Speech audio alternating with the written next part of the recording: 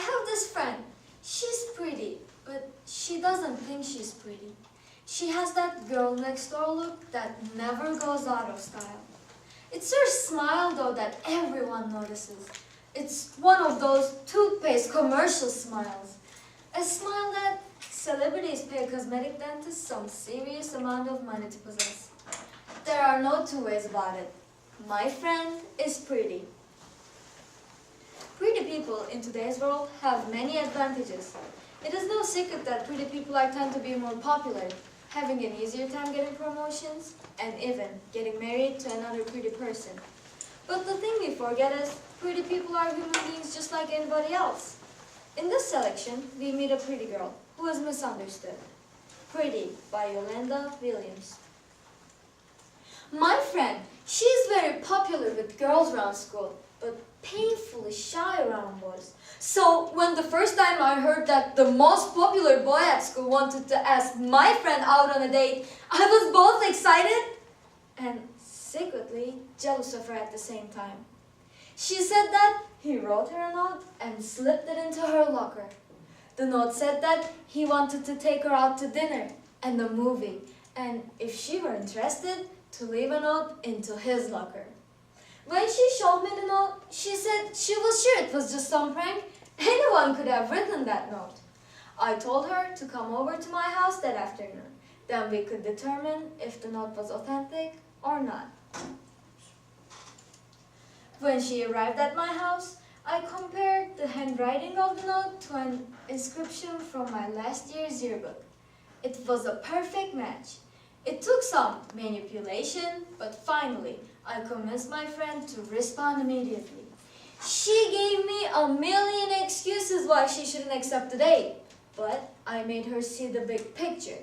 It was a guy that, A, either knew she was so shy to be approached face to face, or B, was as timid as she was, thus becoming the perfect first date for her. We spent the better part of an hour coming up with the perfect response for the most popular boy at school's request for a date. I dug some stationery, and my friend wrote the word, okay. True, my friend might never be a novelist, but the response said what it needed to say. She promised to meet me at school 30 minutes early the next day. I told her we could slip the note into his locker together. This was the only way I could ensure my friend didn't back out. She told her parents she was spending the night with me. She came over after school on Friday. After trying everything in my closet, she decided on a simple pink sundress. It was a very Molly Ringwald kind of moment. Pink was definitely her color. The most popular boy at school showed up 5 minutes early, and my friend, although with a basket of nerves, was ready. We hugged, I told her to have a great time, and then off she went. When midnight approached, I started to worry. At 1:45, I was beside myself. What do? She was not answering her cell phone. Do I call her parents? Do I wake my parents? I decided to wait it out. Maybe she just went back to her house. Suddenly, there was a soft knock on my window. I peeked through the blinds and waved my friend to the front door.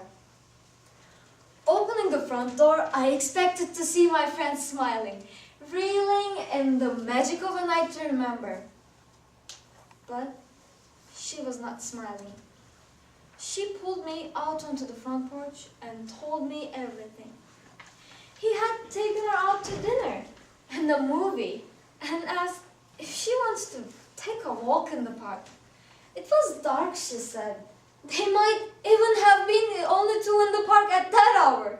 She told me she kept telling him no, but he wouldn't listen. She said she felt helpless. She tried to fight him off, but she couldn't. I was the one who insisted she go out with this guy. I was the one who said she had to go out with this guy. I told her I was so sorry, brushed her hair back out of her face, and reminded her that she didn't do anything wrong. She had left before I got up the next morning. I tried to call her, but she wouldn't answer. I went to her house, but her mother said she was not feeling good and was not accepting visitors. She finally took my phone call late Sunday evening. She said everything is fine. She was not going to be a victim, that I shouldn't worry. She was taking the matters into her own hands. She said I should leave it at that, and then she would see me at school on Monday. Monday morning, she approached me, looking down at the ground as though she dropped a coin and was looking for it. I braved a smile and told her that I had been worried about her. And then she lifted her head.